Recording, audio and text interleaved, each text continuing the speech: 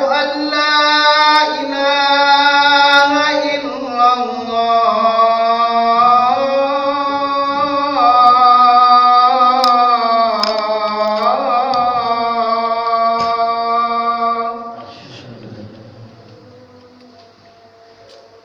أشهد أن محمدا رسول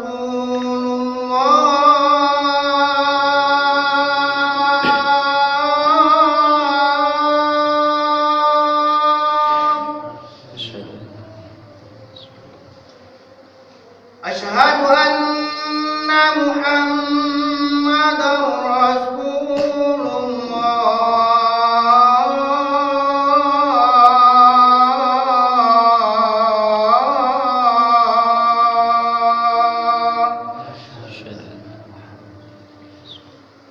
حي على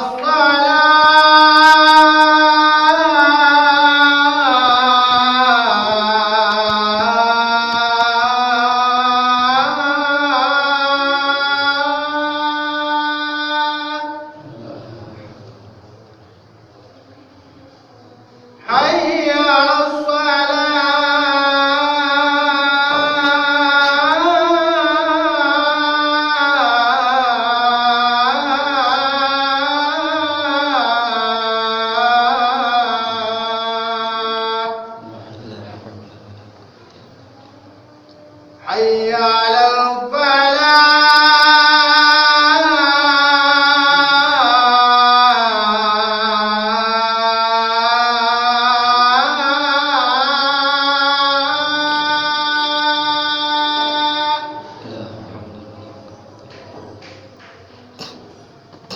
حي على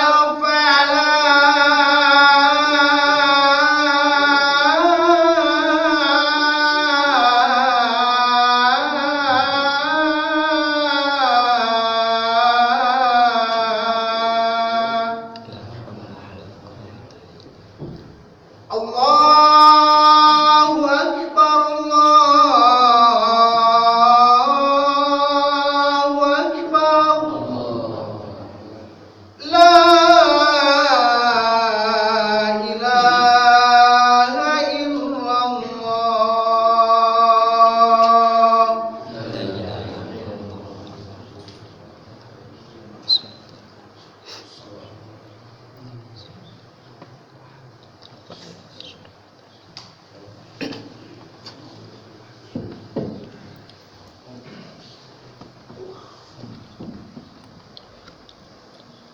Alhamdulillahilladzi ja'alal ilma arfa'as sifatil kamaliyah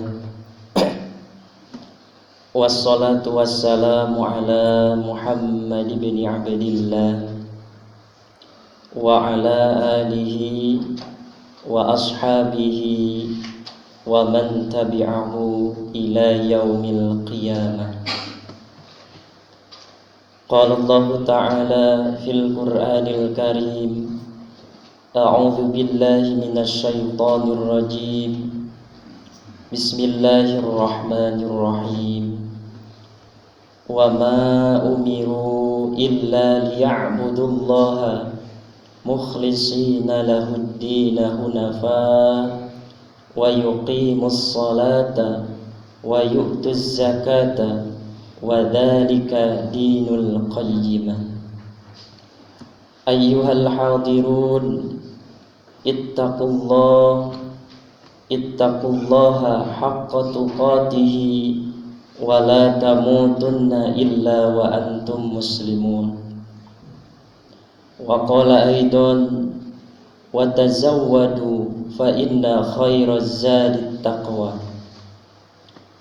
Wa qala Rasulullah sallallahu alaihi wasallam kam min amalin yatasawwaru bi surati amalad dunya yasiru amalal akhirah bi husni niyyati wa kam min amalin yatasawwaru bi surati amalid dunya summa yasiru amalal akhirah bisu'i niyyati wa kam min amalin yatasawwaru bi surati amalil akhirah summa yasiru amalad dunya bi su'i niyyati. Shadaqallahul adzim wa sadaqa rasuluhun nabiyul habibul karim wa nahnu ala dzalika minasy syahidin wasyakirin walhamdulillahi rabbil alamin.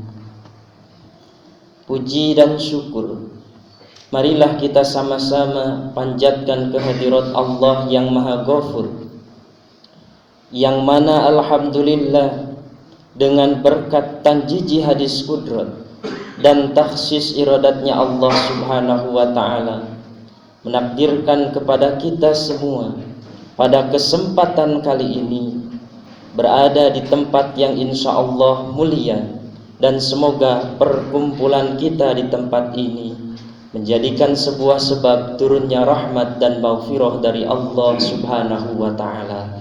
Amin ya Allah ya rabbal alamin. Salawat dan salam semoga selamanya terlimpah curahkan kepada hakim tertinggi, baginda tercinta, penghibur di kala lara, penyejuk di kala duka, pembawa kebenaran, pendobrak kebatilan, yang telah membawa umat manusia minaz zulumati ilan nur, dari kegelapan kejahiliahan kepada cahaya ketauhidan, sekaligus menjadi revolusioner Islam sedunia. A'ni habibi wa habibana wa nabiyana wa maulana Muhammad sallallahu alaihi wasallam. Hadirin ahli Jum'ah yang berbahagia, selaku khatib saya memberikan sebuah tanbih, artinya peringatan khusus untuk diri khatib pribadi, umum untuk jamaah semuanya.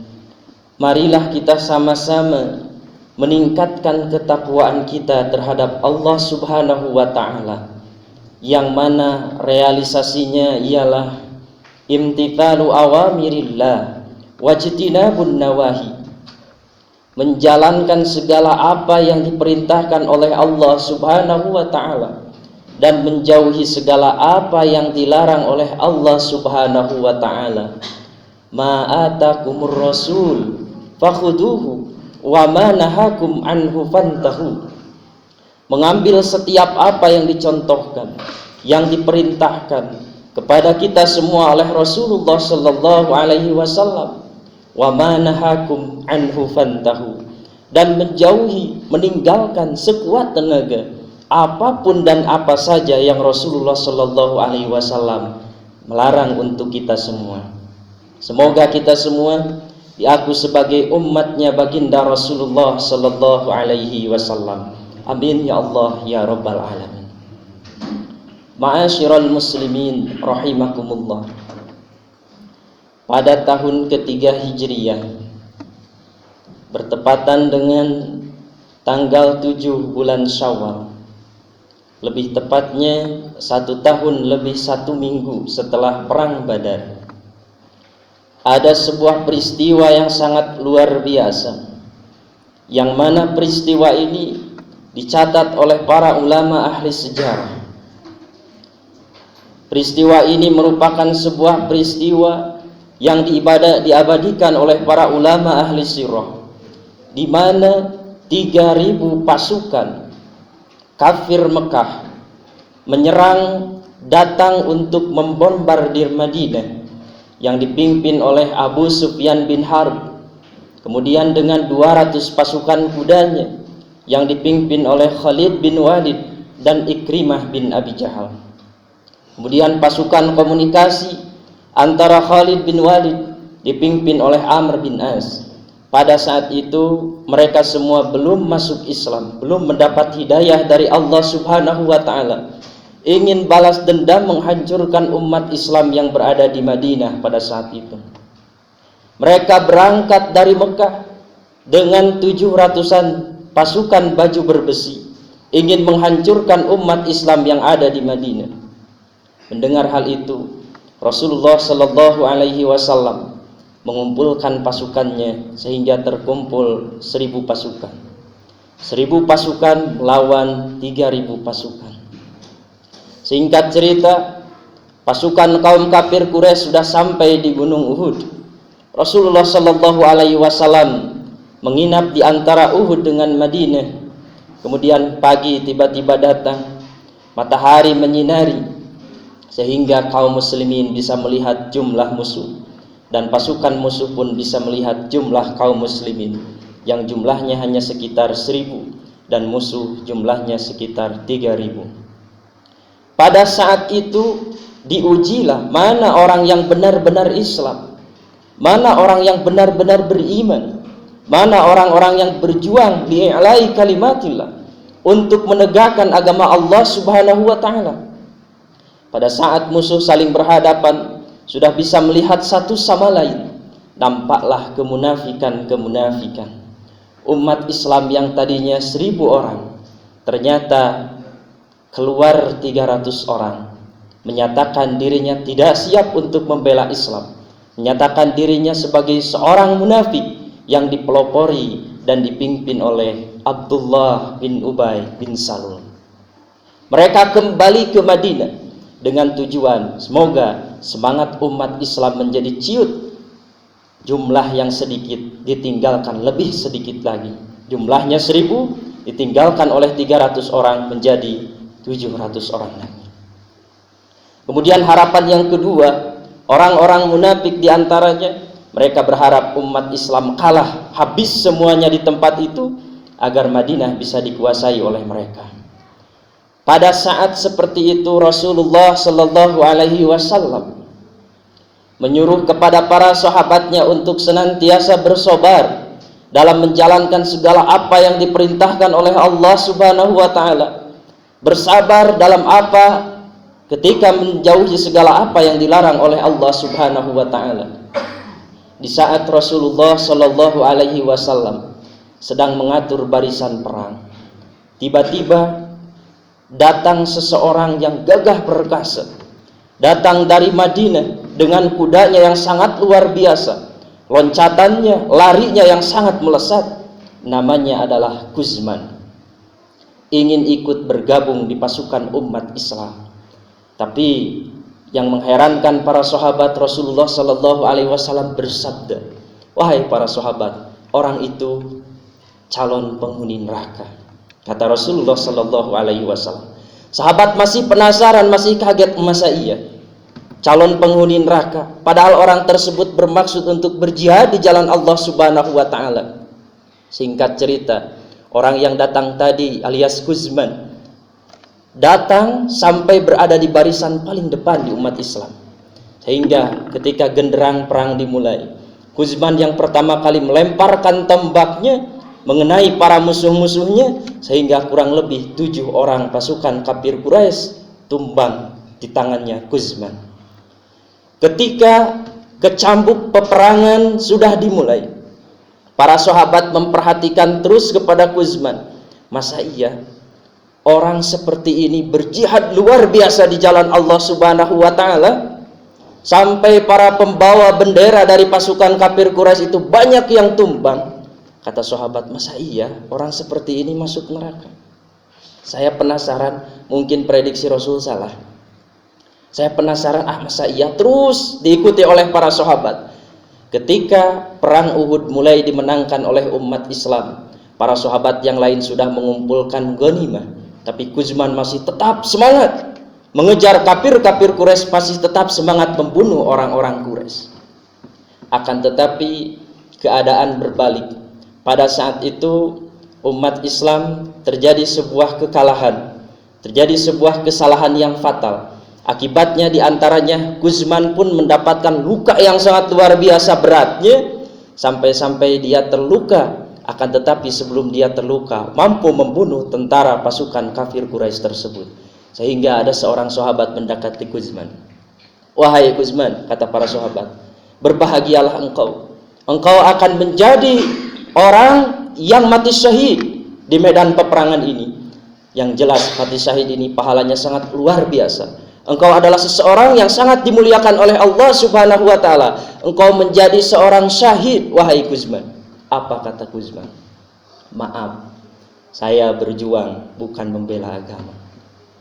Mohon maaf, saya berjuang di sini bukan membela agama Islam, bukan li'ila'i kalimatillah, tapi saya ingin tercatat sebagai seorang pejuang.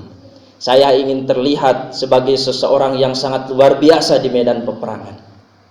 Usut punya usut. Ternyata Kuzman ini datang ke medan perang itu terpaksa. Awalnya dia tidak mau ikut, akan tetapi banyak dari golongan wanita di Madinah meledek, memojokkan Kuzman. Wahai Kuzman, kenapa engkau seperti seorang wanita saja tinggal di rumah? Apakah kau tidak mau berperang?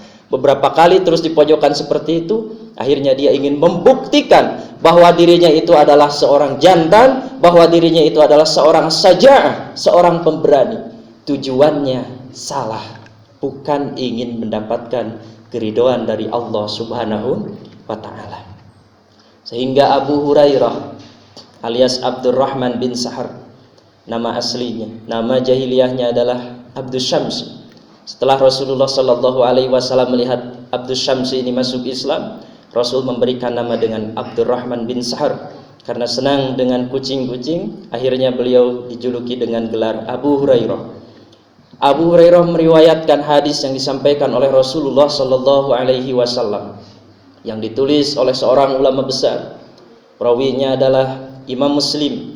Dalam hadisnya sangat jelas sekali Rasul menyampaikan, ada 3 orang manusia yang secara zahirnya dia itu nampaknya seorang pejuang di jalan Allah Subhanahu wa taala. 1, orang yang mati syahid di kancah peperangan, kelihatannya syahid.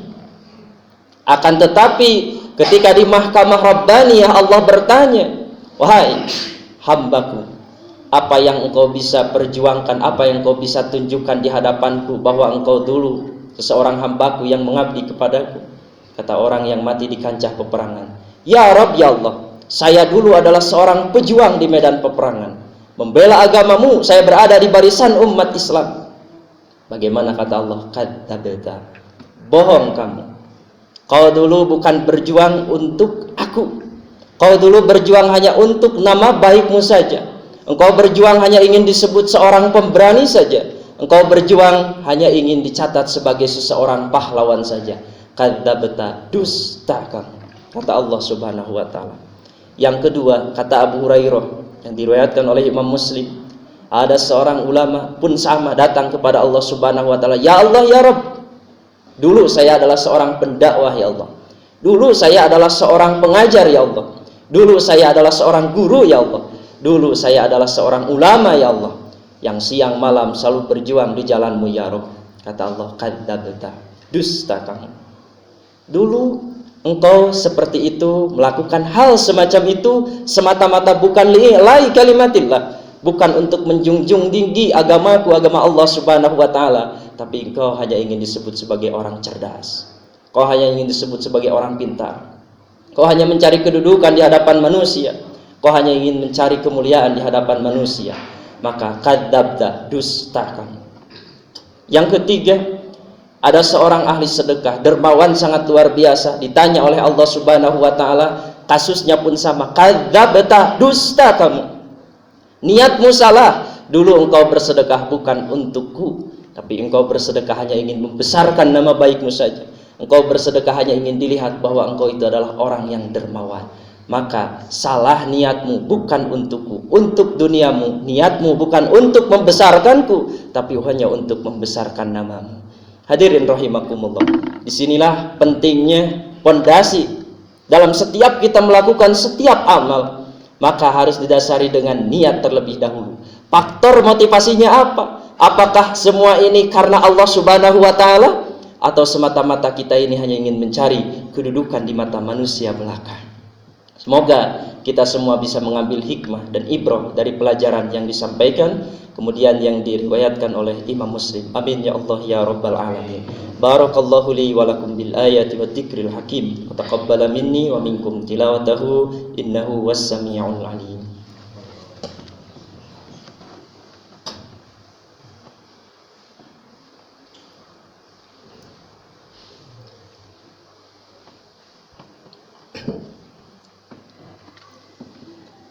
Alhamdulillahi wa kafah. Wassalatu wassalamu ala nabiyil mustafa Sayyidina wa maulana Muhammadin ahli sidqi wal wafa.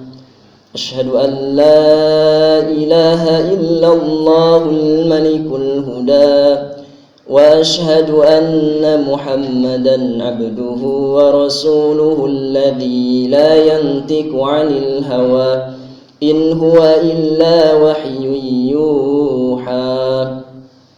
Ayyuhal hadirun, ya ayyuhalladzina amanu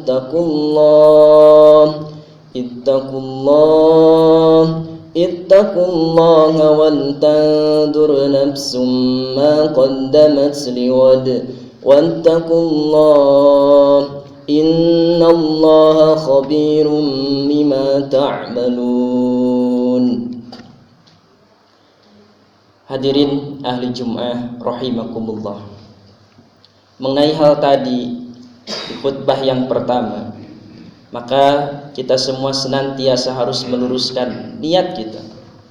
Sebaik apapun amal kita, kalau niat kita buruk, tidak akan pernah sampai kepada Allah Subhanahu wa ta'ala.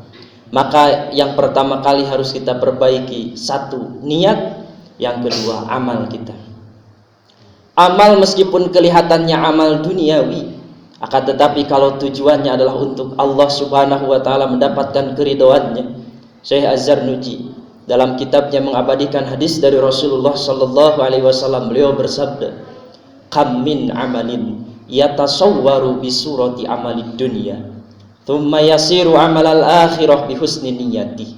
Betapa banyak amal yang kelihatannya seperti amal dunia, akan tetapi orang tersebut memiliki niat yang sangat baik, tulus karena Allah Subhanahu wa ta'ala. Thumma yasiru amalal akhirah, amal yang kelihatannya amalan dunia, berdagang, bertani, bercocok tanam dan lain sebagainya, kelihatannya amalan dunia, tapi tujuannya untuk Allah Subhanahu wa ta'ala. Thumma yasiru amalal akhirah bihusni niyati, amal tersebut menjadi amal akhirat karena baiknya niat. Maka melihat dari kasus yang tadi, Sayyidina Ali karramallahu wajhah memberikan sebuah komentar. Kata beliau, kun indallah khairan nas wa kun indan nafsi syarran nas wa kun indan nas rajulan minan nas. Jangan pernah kita mencari kedudukan di hadapan manusia. Kun indallah khairan nas, jadilah kamu menurut Allah Subhanahu wa ta'ala khairan nas, orang terbaik. Jadi kalau kita ingin mengukur sebuah kebaikan, kebaikan kita itu barometernya adalah menurut Allah Subhanahu wa ta'ala. Karena kalau kita berbuat baik, ingin ditilai baik oleh Allah Subhanahu wa ta'ala, ada manusia, tidak ada manusia, ada makhluk, tidak ada makhluk, kebaikan kita akan tetap abadi.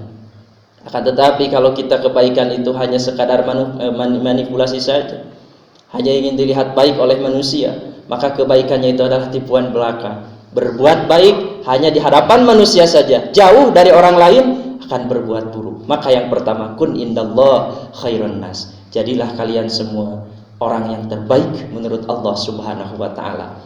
Kemudian, wa kun indan nafsi syarran nas, jadilah diri kita itu menurut diri kita pribadi, saya ini adalah pribadi yang jelek. Agar kita selalu meningkatkan kebaikan-kebaikan kita. Kalau kita sudah merasa baik, biasanya tidak pernah mau berbuat baik kembali. Tapi kalau kita merasa jelek, biasanya ingin meningkatkan kembali atau ingin merenovasi diri menjadi lebih baik kembali. Kemudian yang ketiga, wa kun indan nas rajulan minan nas, jadilah kamu berada di tengah-tengah manusia itu, jangan pernah memposisikan dirimu lebih istimewa daripada orang lain.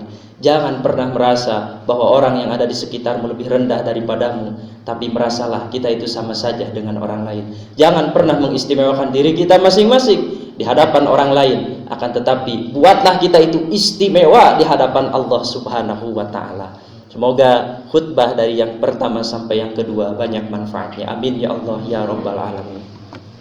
Allahumma salli wa sallim wa barik amin Alhamdulillahi rabbil alamin, hamdan syakirin, hamdan na'imin, hamdan yuafi ni'amahu wa yukafi'u mazidah.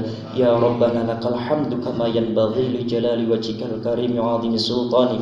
Allahumma ighfir lil mu'minina wal mu'minat wal muslimina wal muslimat al ahya'i minhum wal amwat. Allahumma anta rabbi la ilaha illa anta khalaqtani ana 'abduka wa ana ala ahdika wa wa'dika mastata'tu astaghfiruka wa a'udzu bika min syarri ma sana'tu wa a'udzu bika min ghalabati daini wa qahri rijal. Abu'u laka bi ni'matika 'alayya wa abu'u laka bi dambi faghfirli fa innahu la yaghfiru dzunuba illa anta. Rabbana afrigh 'alaina sabra wa tsabbit aqdamana fansurna 'alal qaumil kafirin. Rabbana hab lana min azwajina wa dhurriyyatina qurrata a'yun waj'alna lil muttaqina imama. Rabbana atina fid dunya hasanah wa fil akhirati hasanah wa qina 'adzaban nar. Subhana rabbika rabbil izzati amma yasifun wa salamun 'alal mursalin walhamdulillahi rabbil alamin. Ibadallah, innallaha ya'murukum bil 'adli wal ihsan wa ita'i dzil qurba wa yanha 'anil fakhsya'i wal munkari wal baghi ya'idukum la'allakum tadhakkarun. Wa la dzikrullahi akbar. Astaghfirullahal 'adzim li wa lakum.